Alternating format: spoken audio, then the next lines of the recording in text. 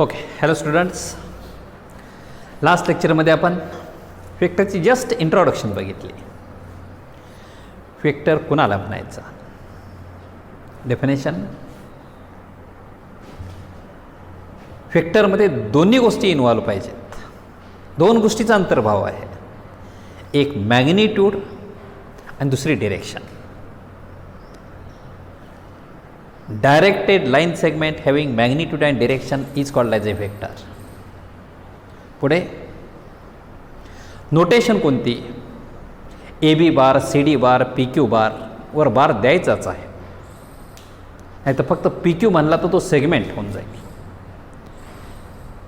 या नोटेशनमध्ये तो कोणत्या पॉईंटला स्टार्ट आहे आणि कोणत्या पॉईंटला एंड आहे ह्या दोन्ही गोष्टी तिथे इन्व्हॉल्व असतील. पण स्टार्टिंग पॉईंट आणि एंड पॉईंटला व्हॅल्यू राहत नाही, कारण इक्वल वेक्टर पुढे आपण बघितला, सेम मॅग्निट्यूड असणारे आणि एकाच डायरेक्शनमध्ये लाय होणारे वेक्टरचे इक्वल आहेत. त्यामुळे हा वेक्टर आणि आता मी हा घेतला, मॅग्निट्यूड सेम आहे दोघांची, पेन काय मी बदललाच नाही, पण पॉईंट ऑफ ॲप्लिकेशन आणि एंड पॉईंट दोघांचे बदलले होते ना. हा वेक्टर आणि हा वेक्टर दोन्ही इक्वल म्हणताय, मॅग्निट्यूड आणि डिरेक्शन. मग स्टार्ट कुठं झाला आणि एंड कुठं झाला याला व्हॅल्यू काय आहे. तेव्हा पुढं नोटेशन आपण कुठली वापरणार आहोत, small letters, small A bar, small B bar, small L bar, small M bar ही नोटेशन्स असतील. तो कुठं स्टार्ट झाला आणि कुठं एंड झाला याला व्हॅल्यू नाही. स्टार्टिंगच्या पिरियडमध्ये नोटेशन चांगलं वाटेल.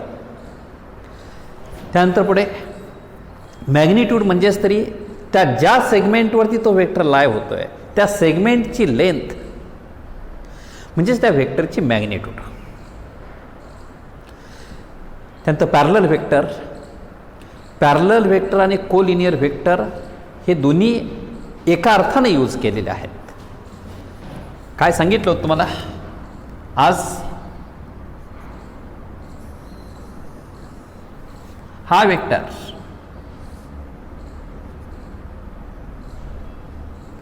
ए बार बी बार, तुमची मानसिकता हे दोन वेक्टर सर पॅरलल आहेत, ते कोलिनियर नाहीत, ही मानसिकता तुमच्या मनात आहे.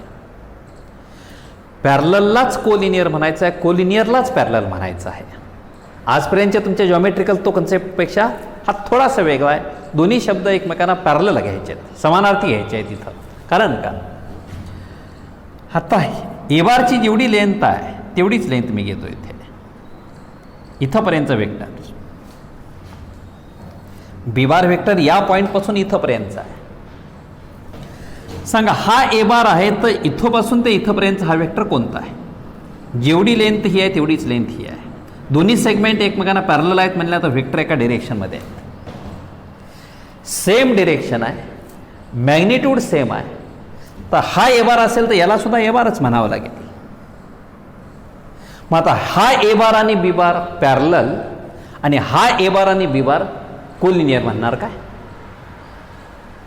वेक्टर तुम्हाला शिफ्ट करायला अलाउड असल्यामुळे पॅरलललाच कोलिनियर म्हणता येईल, कोलिनियरलाच पॅरलल म्हणता येईल. आणि मॅथमॅटिकल डेफिनेशन, एका सेम डिरेक्शनमध्ये असणारेच पॅरलल म्हणण्याऐवजी असे अपोजिट डिरेक्शनचे वेक्टर सुद्धा पॅरलल होते. एका सेम डिरेक्शनमधले पॅरलल हे लाईक पॅरलल आणि अपोजिट डिरेक्शनचे पॅरलल हे unlike parallel. Mathematical definition, A bar is parallel to B bar if and only if any vector a bar can be expressed as a scalar multiple of b bar. एक हा दुसऱ्याच्या अशा scalar मल्टिपलमध्ये जर मांडता आला असेल तर दोन्ही वेक्टर्स एकमेकांना पॅरलल होतील, कोलिनियर होतील. लॅम्बडा हा 1 2 3 असं इंटिग्रल मल्टिपल पाहिजे नाही, कोणताही रिअल नंबर, अगदी प्लस इन्फिनिटीपासून ते मायनस इन्फिनिटीपर्यंतचा कुठलाही रिअल नंबर चालेल. ज्यावेळेस लॅम्बडा हा पॉझिटिव्ह रिअल नंबर असेल, 0पेक्षा मोठ्यातला रिअल नंबर असेल, रिअल लाईनवरचा या पार्टमधला असेल, त्यावेळेस दोन्ही वेक्टर्स हे या टाईपचे एका डिरेक्शनचे पॅरलल होतील. आणि जर लॅम्बडा स्केलर हा 0पेक्षा लहान मधला निगेटिव्ह मधला असेल तर ए बारची जी डिरेक्शन आहे त्याच्याबरोबर उलटी डिरेक्शन बी बारची होत असेल, अपोजिट डिरेक्शनचे पॅरलल होतील, त्यालाच अनलाईक पॅरलल असं म्हणायचं आहे. त्यानंतर आपण ट्रायंगल लॉ पाहिला होता. ट्रायंगल लॉचंच मॉडिफिकेशन करून पॅरलेलोग्राम लॉ पाहिला होता. काय triangle law? Triangle law is कालच्यापेक्षा डिरेक्शन वेगळा घेऊन करतो. B A bar plus A C bar,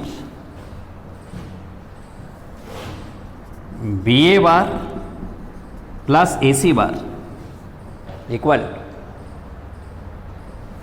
me B जवळ होतो, बी पासून ए पर्यंत आलो, बी A bar plus A C बार म्हणजे ए पासून मी सी पर्यंत आलो. कुठं होतो आणि कुठं पोचलो? बी जवळ होतो आणि सी जवळ पोचलो, म्हणजे माझं कव्हर झालेलं डिस्टन्स हे बी पासून सी पर्यंत आहे, इक्वल टू बी सी बार. हा ट्रायंगल. बी सी बारला सी बी बार म्हणू नका, डिरेक्शन हे अंतर सारखंच आहे की डिरेक्शन महत्त्वाची आहे. मी बी जवळ होतो आणि सीला पोचलो, म्हणजे मी बी पासून सी पर्यंत गेलो सारखा आहे का सी पासून बी पर्यंत गेलो? बी पासून सी पर्यंत आलो, बी सी बार. आणि ट्रायंगल लॉचंच मॉडिफिकेशन केलं आपण, तो parallelogram law. P Q R S is a parallelogram. काय लॉ? पॅरलेलोग्रामच्या कोणत्याही ॲडजस्टंट साईडवरती लाई होणारे वेक्टर्स ती एकाच पॉईंटपासून निघणार आहे. ह्या दोन लगतच्या बाजू मी घेतल्या, पी क्यू बार या बाजूवरती लाई होणारा वेक्टर आणि पी एस बार या बाजूने, ह्या दोन्ही बाजू लगतच्या आहेत, ॲडजस्टंट साईड्स आहेत. या ॲडजस्टंट साईड्सवरती लाई होणाऱ्या वेक्टरची ॲडिशन काय देते आपणाला? त्याच दोन साईड्समधून राहणारा जो डायगोनल असेल तो डायगोनल रिप्रेझेंट करेल. P Q bar plus P S bar is equal to P R bar. तोच पॅरलेलोग्राम लॉ मला असं सांगा आता, डिरेक्शन तात्पुरत्या उरेल लक्षात ठेवा.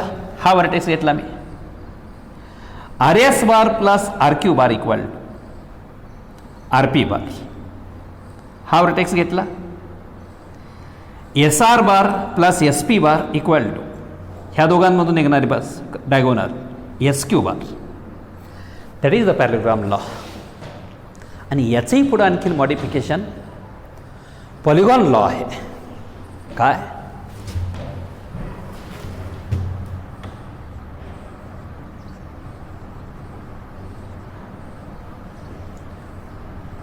कोणती एक पॉलिगॉन घ्या, ज्याला मराठीत बहुभुजाकृती म्हणताय तुम्ही. P Q R S, T पुढे घेऊ काय? T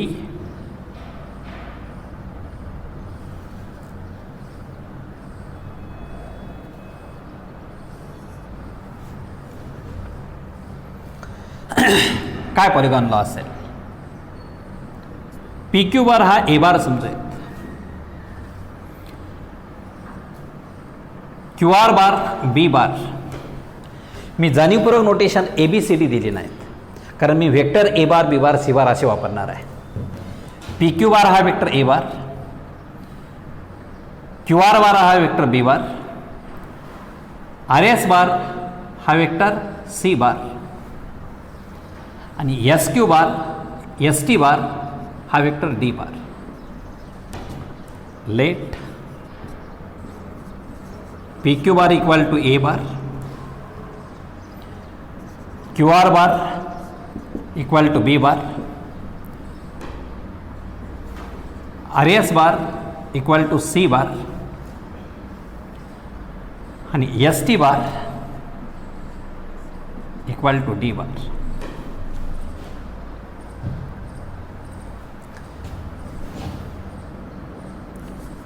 Consider PQ bar plus S R bar sorry Q R bar plus S R bar P Q bar plus Q R bar plus R S bar plus R S bar plus S T bar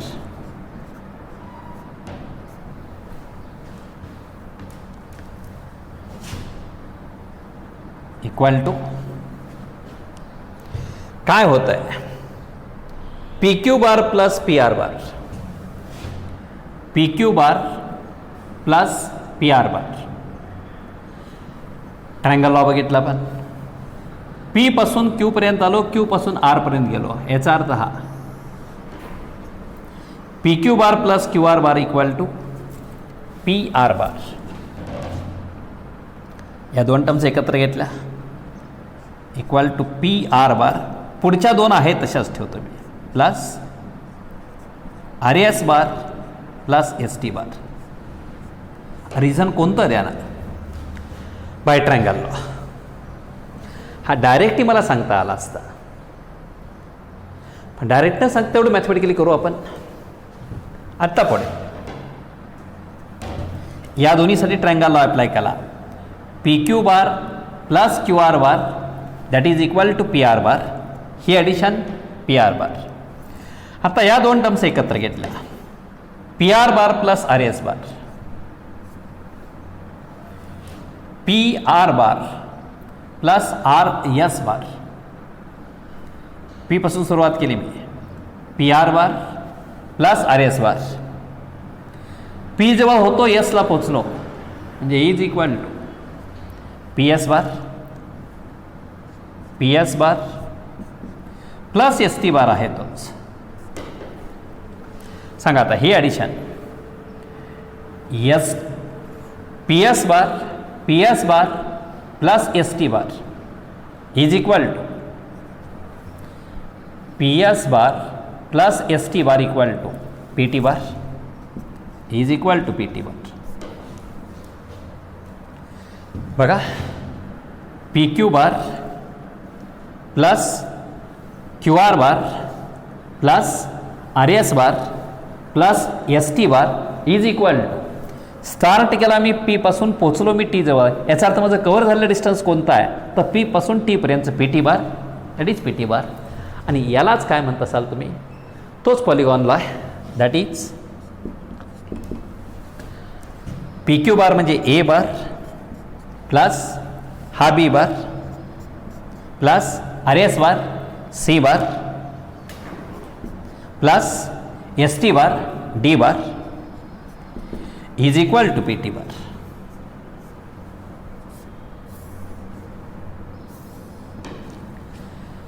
triangle लॉच आपण किती वेळा वापरला एकदा वापरून मी या स्टेपला आलो परत इथं वापरून मी इथं आलो परत यासाठी ट्रायंगल लॉ अप्लाय केला आणि इथं आलो एकच लॉ पुन्हा पुन्हा रिपीट करून स्टेप वाढवण्याऐवजी डायरेक्ट आपण पुढे प्रॉब्लेममध्ये हा पॉलिगॉन लॉ म्हणून अप्लाय करू शकू is the polygon law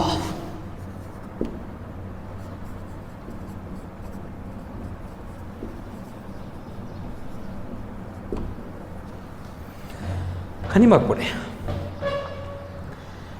triangle लॉचंच थोडंसं मॉडिफिकेशन म्हणजे पॅरलेलोग्राम लॉ आणि ट्रायंगल लॉचंच थोडंसं मॉडिफिकेशन म्हणजेच तरी पॉलिगॉन लॉ आहे अगदी खूप बेसिक रिझल्ट आपण अप्लाय करायला लागलो तर प्रॉब्लेम खूप मोठा होतो डायरेक्ट हा जर प्रॉब्लेम मी पॉलिगॉन लॉ अप्लाय केला तर ह्या ज्या स्टेप्स आता इथं झाल्या त्या प्रॉब्लेममध्ये होणार नाहीत विनाकारण तो प्रॉब्लेम खूप मोठा होण्याऐवजी कमी स्टेपमध्ये सोडवणं शक्य होईल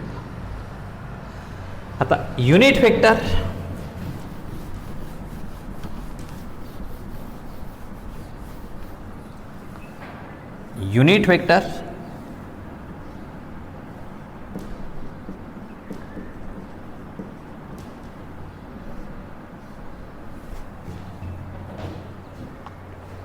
हा कोणताही वेक्टर आहे ए बार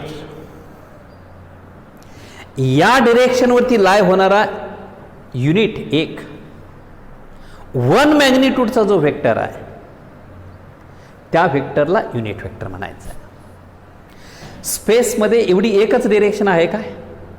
स्पेसमध्ये इन्फायनाईट नंबर ऑफ डिरेक्शन्स आहेत. इवन प्लेनमध्ये सुद्धा इन्फायनाईट नंबर ऑफ डिरेक्शन्स होतील. हा प्लेन, माझा हाच प्लेन घेतला तुम्ही, हा वेक्टर, हा वेक्टर, हा वेक्टर, अगदी मी 360 डिग्रीतून रोटेट करू शकतोय. इन्फायनाईट नंबर ऑफ वेक्टर्स होतील. प्लेनमध्ये सुद्धा infinite number of unit vectors होतील. स्पेसमध्ये तर इन्फायनाईट नंबर ऑफ प्लेन्स लाय होत असतील, तर स्पेसमधल्या वेक्टर संख्या जरूर इन्फिनिटी आहे.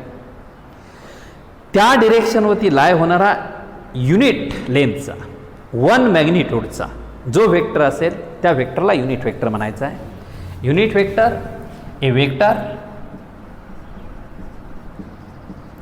whose magnitude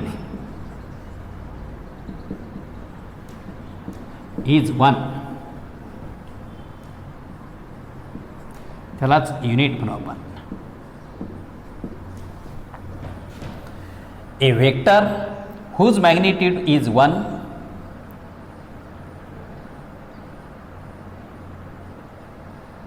it is called as a unit vector.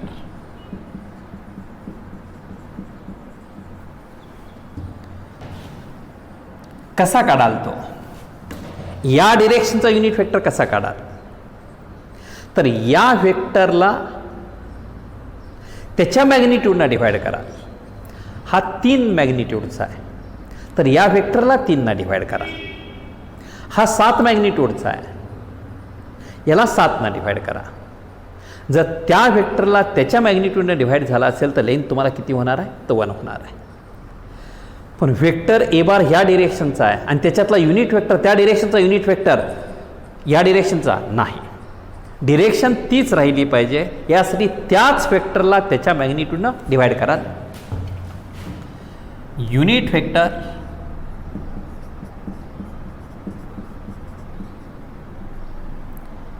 Along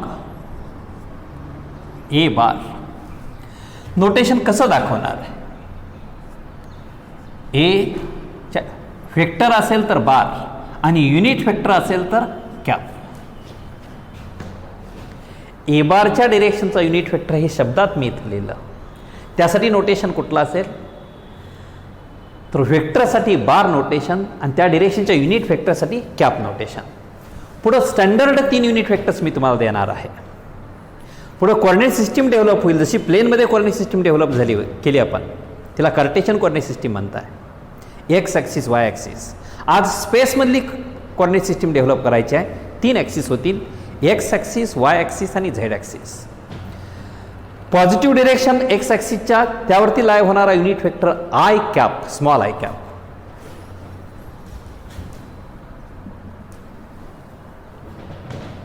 positive Y ॲक्सिसच्या डिरेक्शनवरती लाय होणारा युनिट वेक्टर मी जे कॅप देणार आहे. आणि तिसरा ॲक्सिस आज न्यूली वाढ होतोय तो झेड ॲक्सिस, आणि पॉझिटिव्ह झेड ॲक्सिसवरती लाय होणारा तो के कॅप. आणि जसं प्लेन कोऑर्डिनेट जॉमेट्रीमध्ये 2 एक्स आणि वाय कोऑर्डिनेट जर माहिती असतील तर प्लेनमधलं त्या पॉईंटचं तुम्ही स्थान, प्लेस निश्चित करू शकत होता. आज मला स्पेसमधला हा पॉईंट सांगायचा आहे, त्यावेळेस मला याचे एक्स, वाय आणि झेड तिन्ही पॉईंट जर कोऑर्डिनेट जर नोन असतील तर स्पेसमधला त्या पॉईंटचं ठिकाण आपण निश्चित करू शकतो.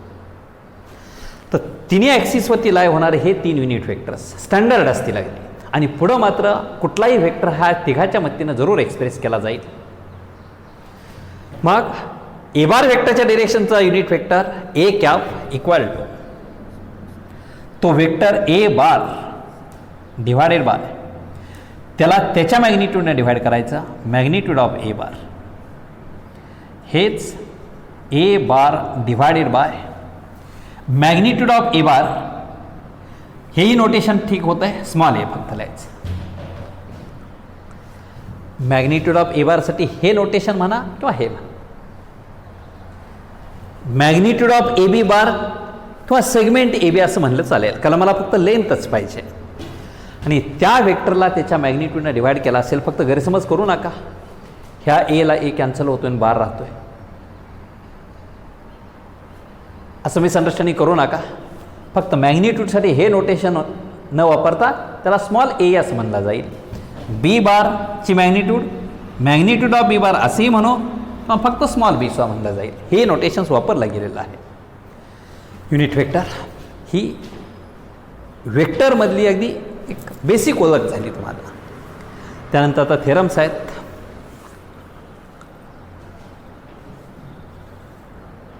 प्लेनमधला थेरम,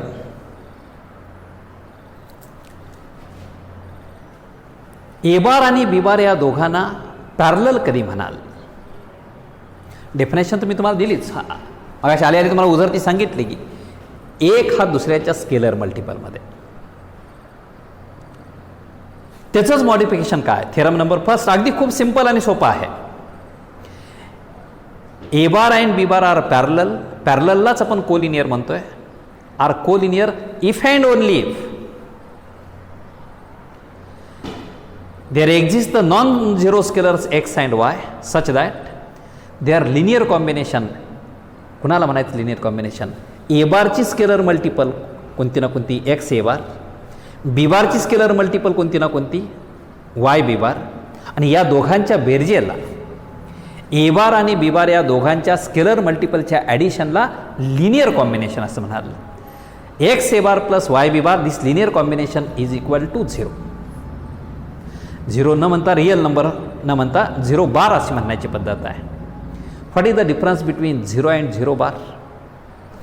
0 हा रिअल नंबर 0 झाला आणि 0 बार हा एक पॉईंट वेक्टर झाला. पॉईंटची लेंथ 0 आहे, डायमेन्शन त्याला नाही. त्यामुळे 0 बार म्हणत असाल तर तो एक पॉईंट झाला आणि 0 म्हणत असाल तर आपला नेहमीचा तो रिअल नंबर असाल. आणि दोन वेक्टरचे ॲडिशन किंवा डिफरन्स हा एक रिअल नंबर येत नसतो. वेक्टरची ॲडिशन ही वेक्टर राहील.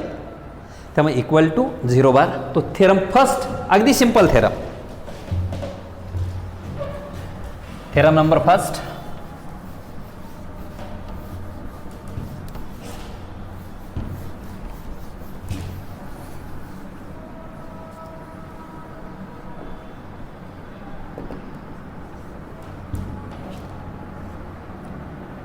if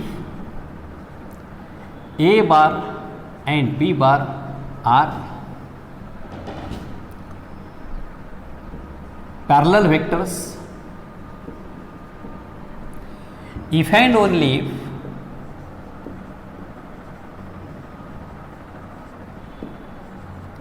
there exist, हे नोटेशन वापरलं जात आहे देअर एक्झिस्टसाठी. लॉजिकमध्ये येऊन जाईल आपल्याला ते.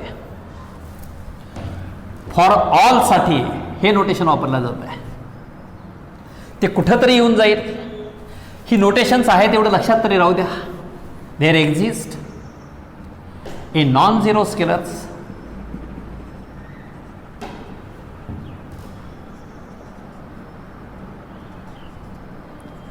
x and y such that the linear combination, शब्द न म्हणता डायरेक्ट मॅथमॅटिकल घेतो, x A bar plus Y B bar equal to A bar वेक्टरची scalar multiple scalar x, b bar वेक्टरची स्केलर मल्टिपल स्केलर वाय, दोघांच्या scalar मल्टिपलची addition, याला म्हणायचं ए बार आणि बी बार या दोघांचं लिनियर कॉम्बिनेशन. आणि लिनियर कॉम्बिनेशन हे 0. दोन वेक्टरची ॲडिशन हा रिअल नंबर 0 कधी असणार नाही, तो 0 बार. तो थेरम म्हणून खूप महत्त्वाचा घेण्यापेक्षा एक पॅरलल वेक्टरची दुसरी डेफिनेशन. तुमच्या मनातली पॅरलल वेक्टर कोलिनियर वेक्टरची संकल्पना एकाच डिरेक्शनमध्ये लाय होणाऱ्या वेक्टर्सना पॅरलल म्हणावं. मी थोडंसं मॉडिफाईड काय केलं, एक हा दुसऱ्याच्या स्केलर मल्टिपलमध्ये असेल तर, आणि त्या स्केलर मल्टिपलमध्ये दोन्ही गोष्टी इन्व्हॉल्व झाल्या, एका डिरेक्शनमध्ये लाय होणारे बी आणि एक या डिरेक्शनचा आणि दुसरा अपोजिट डिरेक्शनचा असेल, यांनाही पॅरललच म्हणायचं आहे. आणि ह्या दोन पॅरललमधला फरक एका डिरेक्शनचे पॅरलल लाईक पॅरलल, अपोजिट डिरेक्शनचे पॅरलल अनलाईक पॅरलल, ती मॅथमॅटिकल डेफिनेशन सांगितली. A bar equal to lambda times B bar, one is scalar multiple of other. आज तिसरा कन्सेप्ट तुमच्या मनात येईल, ज्या दोघांचं लिनियर कॉम्बिनेशन 0 येईल, ए बार आणि बी बार या दोघांचं लिनियर कॉम्बिनेशन 0, एक्स स्केलर 0 घेतलाय, वाय स्केलर 0 घेतलाय आणि मग ती बेरीज 0 दाखवताय नाही. नॉन झिरो स्केलर्स असतील आणि लिनियर कॉम्बिनेशन 0 येत असेल तर पॅरललची तिसरी डेफिनेशन, ज्या दोन वेक्टरचं लिनियर कॉम्बिनेशन हे 0 होत असेल त्यांनाही तुम्ही पॅरलल म्हणाल. ती एक डेफिनेशन म्हणूनच असेल. प्रूफ काय असेल?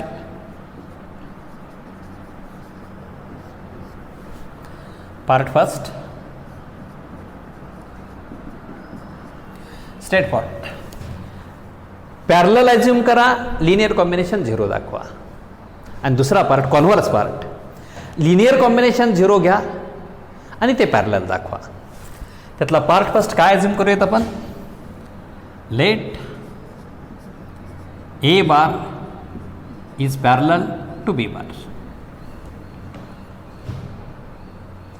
ए बार आणि बी बार पॅरलल आहेत, त्यावेळेस हे लिनियर कॉम्बिनेशन 0 दाखवायचं आहे. कसं? Therefore by the definition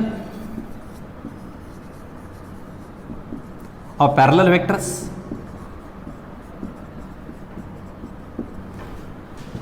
there exist, काय अस्तित्वात येईल? हे स्केलर लॅम्बडा सच दॅट, कसला लॅम्बडा प्रेझेंट येईल? जर हे पॅरलल असतील तर अगदी प्लस इन्फिनिटीपासून ते मायनस इन्फिनिटीपर्यंतच्या एवढ्या number, infinite number of real नंबरपैकीतला एक रिअल नंबर अस्तित्वात येईल. हा कोणत्या ना कोणत्या त्याच्या पटीत येईल. Such that A bar is equal to lambda times B one. जर हे एकमेकाला पॅरलल असतील तर ए बार हा बी बारच्या कोणत्या ना कोणत्या पटीत पाहिजे. आपणाला दुप्पट, तिप्पट, चौपट असाच नको आहे. 7/2 टाइम्स होईल, 7/6 टाइम्स असेल. जी काय लांबीत तो फरक असेल त्याप्रमाणे असेल. किती डिरेक्शन तर सारखीच राहणार आहे पॅरललसाठी, आणि लांबी जेवढं फरक असेल तेवढ्या पटीमध्ये असेल तर तो लांबडा असणार आहे. आता मला ही बेरीज 0 दाखवायची आहे. ए बारचं पक्षांतर तिकडं घ्या, नाहीतर लॅम्बडा बी बार पक्षांतर इकडे घ्या. मी ट्रान्सफर करत असताना पाठीमागं ॲरो दाखवत होतो. ही टर्म तिकडं न्यायची असेल तर डोक्यावरती बाण, ही टर्म इकडं आणायची असेल तर डोक्यावरती बाण. पण आज डोक्यावरती बाण दाखवत नाही, आपण वेक्टर शिकतोय. वर एक बार दिलेला असतोय.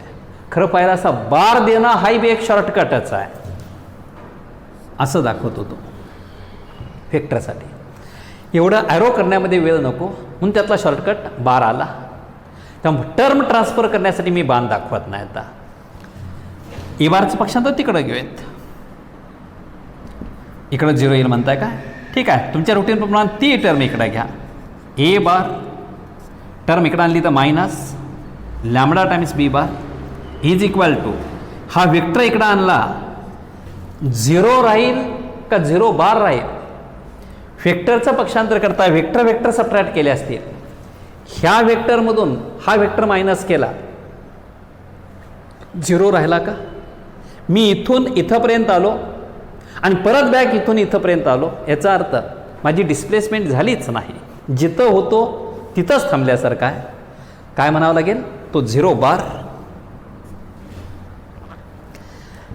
इथला स्केलर लिहिला नाही याचा अर्थ काहीच नाही काय? तो जरूर एक आहे. Let 1 is equal to x and हा scalar minus lambda equal to Y.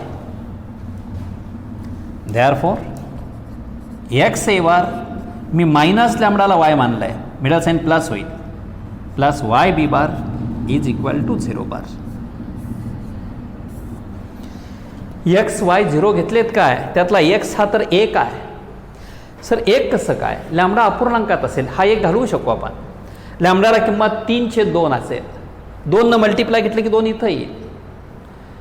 लॅम्बडाला किंमत 7/5 आहे अपूर्णांक घालवायसाठी 5 मल्टिप्लाय घेतलं तर इथं 5 येऊन जाईल.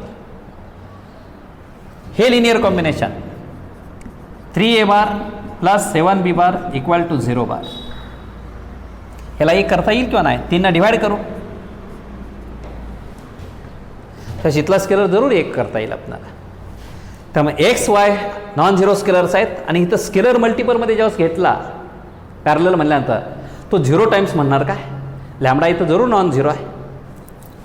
आणि उलट कॉन्व्हर्स पार्ट काय? आता पार्ट फर्स्टमध्ये मी पॅरलल ॲझ्युम केलं, लिनियर कॉम्बिनेशन 0 दाखवलं आहे. आता लिनियर कॉम्बिनेशन 0 घ्या आणि पॅरलल दाखवा. Second part converse part. Late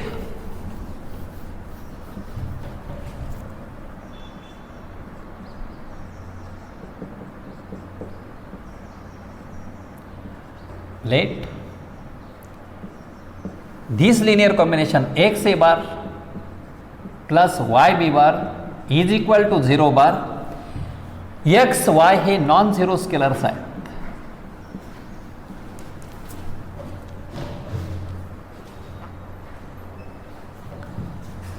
आणि आता काय दाखवायचं? आपला शेवट काय असेल?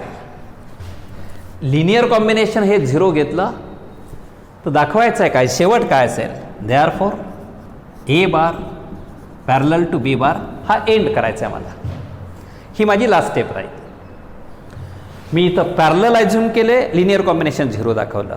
आता उलट लिनियर कॉम्बिनेशन 0 दाखवा, गृहीत धरा ते पॅरलल दाखवा.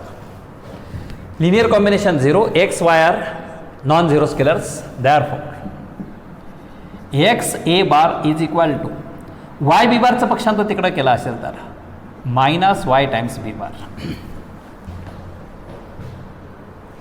काय करू द्या? एक्स हा स्केलर आहे, रियल नंबर आहे.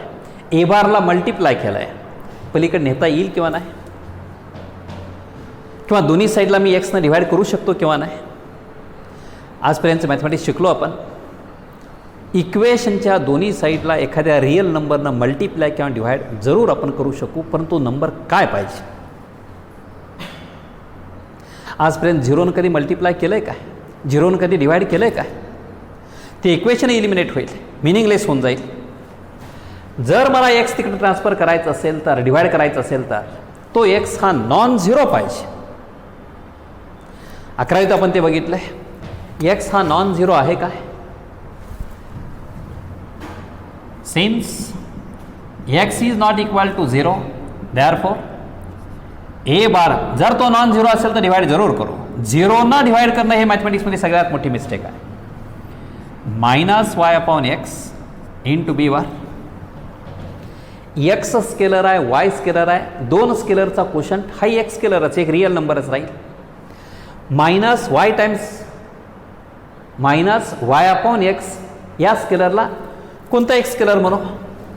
Therefore A bar is equal to कोणता स्केलर मानताय याला? लॅम्बडाच म्हणताय किंवा दुसरा म्हणा, टी म्हणा, T times P bar. Let minus Y upon X is equal to T. इथं काय दिसतंय?